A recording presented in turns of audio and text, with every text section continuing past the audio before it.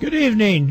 You're listening to Adrenaline Radio. This is Fred Blanchard, your host of Adrenaline Motorsports. We have an in-studio guest, Mike Lefevre of MyTech Race Engines. And Mike was kind of bringing us up to date on all the different positions he's held in different businesses, and he's honed his skills as a prominent engine builder. Mike, go ahead and continue on with some of the things that you did with let's say we'll go continue on with Gale Banks, I guess. And let's talk a little more about how that evolved, and because I know that you've got interest in Bonneville, and I think some of it may have come from there. Why don't we talk a little bit about that? Yeah, I guess that's fair to say. I had seen and heard of the Bonneville Salt Flats in magazines, and the same with El Mirage Dry Lake and such, but was not familiar with it at all, other than to say I'd heard of it. And when I went to work for Banks, I noticed that they had a couple of cars in back that were race cars of some sort, and I asked about them, and they were telling me that these cars ran at the Dry Lake beds and at Bonneville. And at that point in time, I didn't even know they still did it. I had thought that was something that was done in the past. So I was very interested and spent a lot of my spare time. Again, this is, back learning to want to learn things. I spent a lot of my spare time after work working on these cars, asking questions, going to the races with the guys that owned them and stuff. So, well, it kind of seemed like to me, it appeared to me to be a step up from drag racing. Drag racing, you take a squirt at a quarter of a mile, and you put everything you got at that point in that quarter of a mile run, and that's pretty much it. And you come back and make your adjustments if you had anything to adjust left when you got through making your run. But Bonneville was a whole different program, and maybe you could shed some light on what it takes to get something like that started. I guess at Gale Banks that you got some ideas there that just a little bit more than the average mechanic would have to be able to work on some of that. That's true, and drag racing is a skill set all its own, but endurance racing, which is what Bonneville would be, is a whole different animal. You build an engine that can make as much power as you can possibly make with it, but it has to be able to live, and it has to be able to live multiple passes. And using Bonneville as the example, you're making 5-mile passes at full throttle for the whole 5 miles.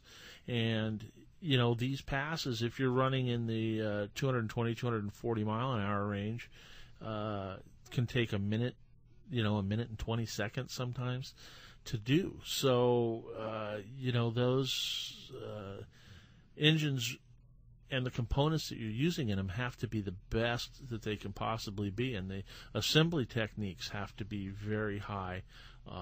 You can't just slap parts together and make it live at Bonneville. So I learned that at an early age, and yes, it's progressed with me since. Well, I think it's taken a little more than just engine know-how. Now you're getting into the type of vehicle you place these engines in, and to get them to go to those particular speeds. I think. Is there anything there that you were picking up along the way from your experience with these drone aircraft you were talking about, or is there anything like that entered into this that related to the possibility of using it at Bonneville? I guess everything I've done has, in one way or another, has fit into the other thing that I would do.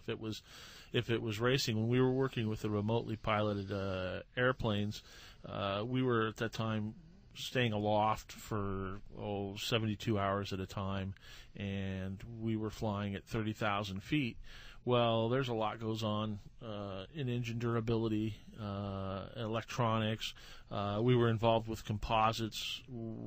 There was just a lot of stuff happening, which was, at that point in time, composites and some of those things were electronic management systems for the engine. Those all things were kind of new.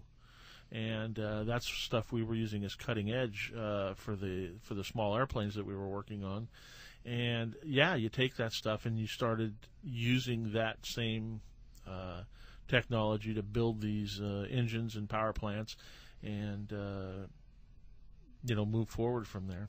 any projects that you started thinking about getting involved on your own or with partners or anything like that? Or was there anything there that kind of has stimulated the thought here? Well, I had a young family at the time, and I had 2 small boys and a wife, and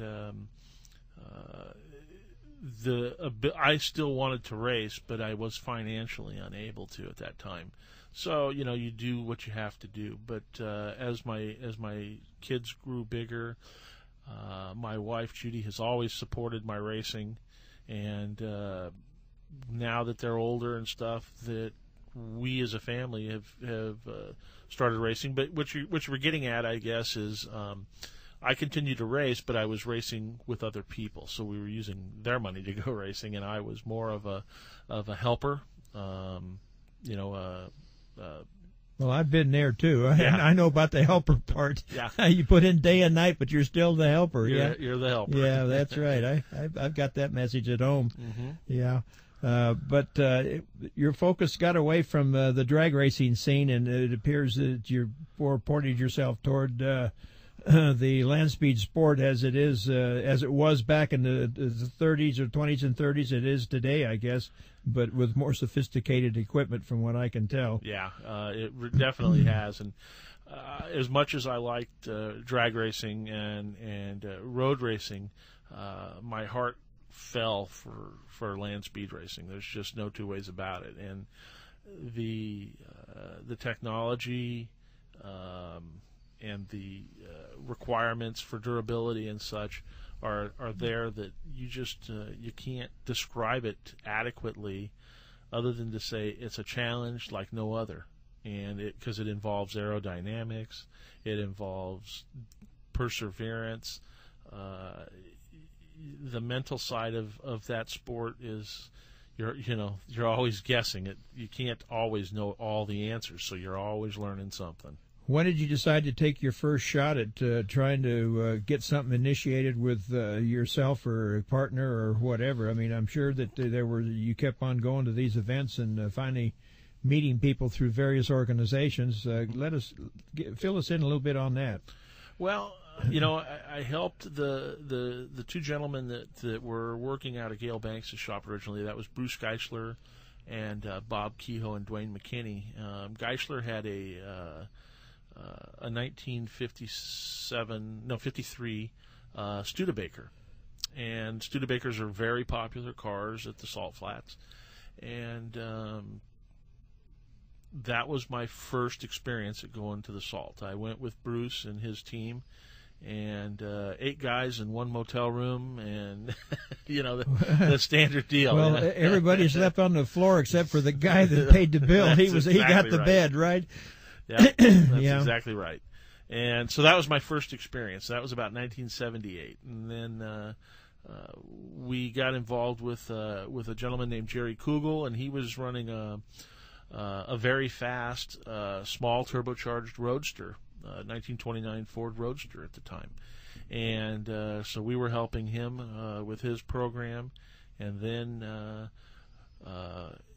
we got to talking one day, and that started a project that has probably been the pinnacle of my career as far as land speed racing at this point goes. And was this about the same time you decided that you wanted to be in business for yourself, or how did that happen? I had actually started in business for myself a little before that, but it was a slow process. I still had a full-time job, and I had purchased a machine shop and from a former racer who had retired, and started MyTech. Who was the racer? His name was Les Lindley. I'd mentioned him a little earlier. Uh-huh. He was originally involved in SCCA Trans Am and IMSA racing. Wow. You spent a lot of time with him, I guess. I did. I spent a few years helping him out and learning more about what's involved in racing. And when he retired, I bought the remnants of his business, if you will, and started MyTech.